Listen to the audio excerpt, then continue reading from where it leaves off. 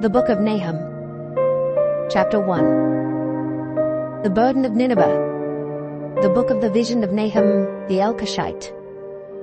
God is jealous, and the Lord revengeth. The Lord revengeth, and is furious. The Lord will take vengeance on his adversaries, and he reserveth wrath for his enemies. The Lord is slow to anger and great in power, and will not at all acquit the wicked. The Lord hath his way in the whirlwind, and in the storm, and the clouds are the dust of his feet.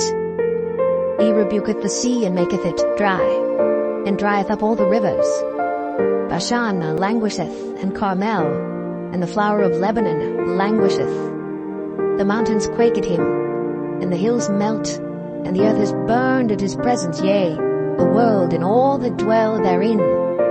Who can stand before his indignation, and who can abide in the fierceness of his anger? His fury is poured out like fire, and the rocks are thrown down by him. The Lord is good, a stronghold in the day of trouble, and he knoweth them that trust in him. But with an overrunning flood he will make an utter end of the place thereof, and darkness shall pursue his enemies. What do ye imagine against the Lord?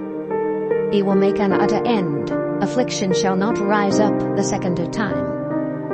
For while they be folden together as thorns, and while they are drunken as drunkards, they shall be devoured as stubble fully dry.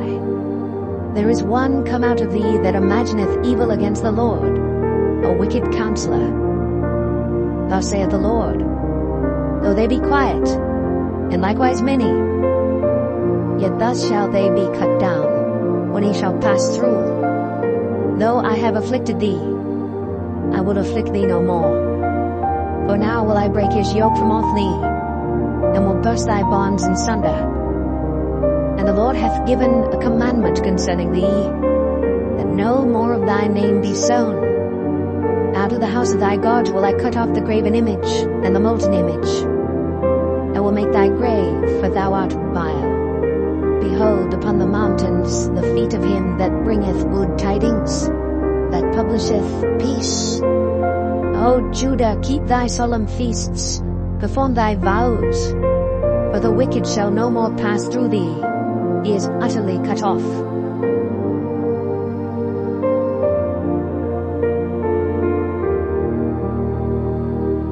Nahum 2. He that dasheth in pieces is come up before thy face. Keep the munition, watch the way, make thy loins strong, fortify thy power mightily.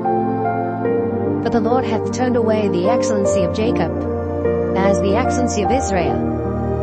For the emptiers have emptied them out, and marred their vine branches. The shield of his mighty men is made red, the valiant men are in scarlet.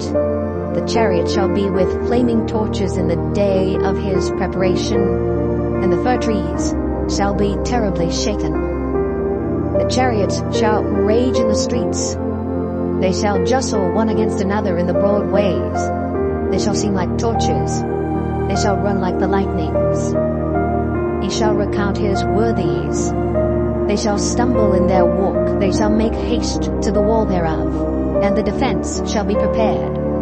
The gates of the rivers shall be opened, and the palace shall be dissolved. And Huzab shall be led away captive. She shall be brought up, and her maids shall lead her as with the voice of doves, tabering upon their breasts. But Nineveh is of old like a pool of water, yet they shall flee away.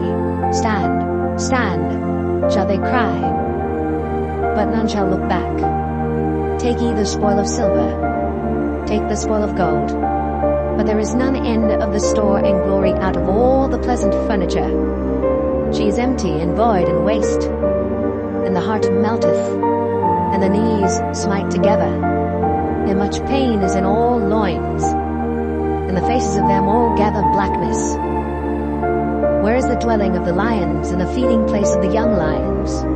Where the lion, even the old lion, walked, and the lions whelp, and none made them afraid. The lion did tear in pieces enough for his whelps, and strangled for his lionesses, and filled his holes with prey, and his dens with rabble. Behold, I am against thee, saith the Lord of hosts, and I will burn her chariots in the smoke, and the sword shall devour thy young lions, and I will cut off thy prey from the earth, and the voice of thy messengers shall no more be heard.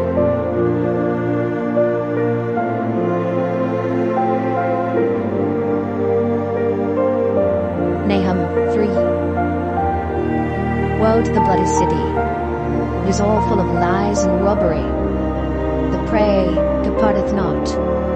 The noise of a whip, and the noise of the rattling of the wheels, and of the prancing horses, and of the jumping chariots. The horseman lifteth up both the bright sword and the glittering spear, and there is a multitude of slain, and a great number of carcasses, and there is none end of their corpses. They stumble upon their corpses, because of the multitude of the whoredoms of the well-favored harlot, the mistress of witchcrafts, that selleth nations through her whoredoms, and families through her witchcrafts.